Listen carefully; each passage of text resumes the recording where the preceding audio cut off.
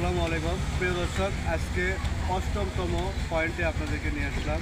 এখান থেকে আলু, এটা গোপীনাথপুর, আপনার গাংনই নদীর পাশে গোপীনাথপুর অঞ্চলে। আসলে দেখা যাক 8 নম্বর পয়েন্টে আলু রপ্তানির।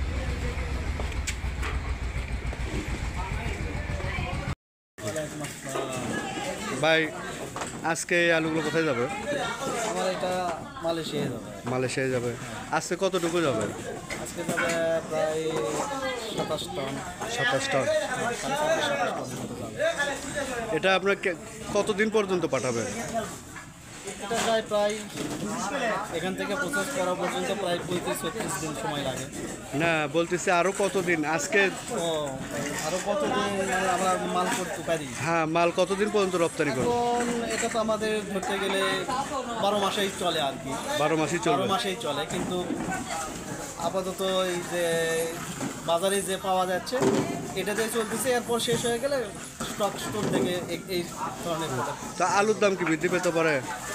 আলুর দাম বৃদ্ধি এখন হবে, তবে যদি মানুষ বা গাড়িস্তরা একবারে বাজারে আসে চাপ দিচ্ছে, দেওয়ার কারণেই বাজারটা একটু কম আর কি।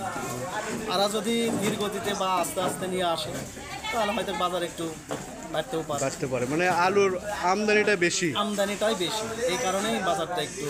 তাহলে এই ক্ষেত্রে কৌশল অবলম্বন করতে হবে কৃষককে। তারা যদি ধীর গতিতে বা আস্তে আস্তে নিয়ে আসে, তারা যেদিন আনে ধরে কিন্তু একেবারে ভরে ফেললে ফেলে দেয়, কিনে আলো তো অথবা ওইভাবে থাকে না, যার কারণে দামটা একটু। তার কারণেই বাজারটা একটু কম। কিন্তু বাজারে চাহিদা আছে। বাজারের চাহিদা মোটামুটি চাহিদা, যেহেতু বাইরে যাচ্ছে, এই লাল আলু যাচ্ছে, সাদা আলু যাচ্ছে, যাই হোক মোটামুটি যাচ্ছে আর ধন্যবাদ। পচা আলু ধরা হচ্ছে, ভালো আলু কাটিং করা হচ্ছে। ভালো আলু ছাড়া খারাপ আলু নেয় না তো? না, না, খারাপ আলু দেওয়া হয় না। আজকের আলু কোথায় পাঠাবেন? ভাই এগুলো মালয়েশিয়া যাবে। মালয়েশিয়ায় যাবেন। আজকের এই পয়েন্টটা মনে হয় নতুন। নতুন না, গত কয়েকদিন ধরে এখানে কাজ হচ্ছে। মানে আমি আসতে দেরি করছি। আমি আসতে দেরি করছি। তো যাই হোক, আজকে এখান থেকে কয় গাড়ি যাবে?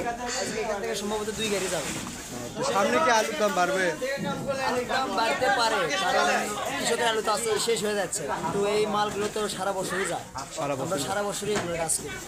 যখন মালের টান পড়বে তখন কৃষকের মানে বাড়িতে যেগুলো আছে ওগুলোর দাম হতে পারবে। তো বর্তমানে বাজারে আলু কিভাবে নিয়ে আসলে পরে আপনার দামটা ভালো হবে? আসলে বাজারে ধরেন যত পার্টি আসে, পার্টিটা যদি মানে টার্গেট 100 মণ, কিন্তু বাজারে আলু আসতেছে 200 মণ। এই কারণে মানে তারা একটু মানে ঢিল দিয়ে আলু কিনতেছে। দেখা যায় বাজার 12টার পর থেকে আলু নিয়ে আসতেছে আগের দিন রাত্রে, তখন পার্টিরা মানে আলু জমা করে নিয়ে দেখে তাদের টার্গেট কীরকম, তার উপর ভিত্তি করে তারা আলু কিনে। টার্গেট করে কিনে।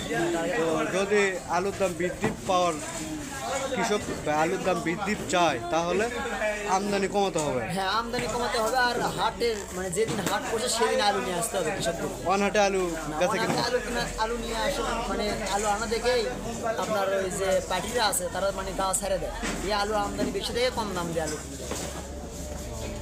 ধন্যবাদ ভাই। কাজ কি প্রতিদিন করা লাগে? হ্যাঁ, আমরা প্রতিদিনই করি, সারা বছর এই কাজ করি। তাহলে তো প্রচুর আলু বিদেশ যায়। হ্যাঁ।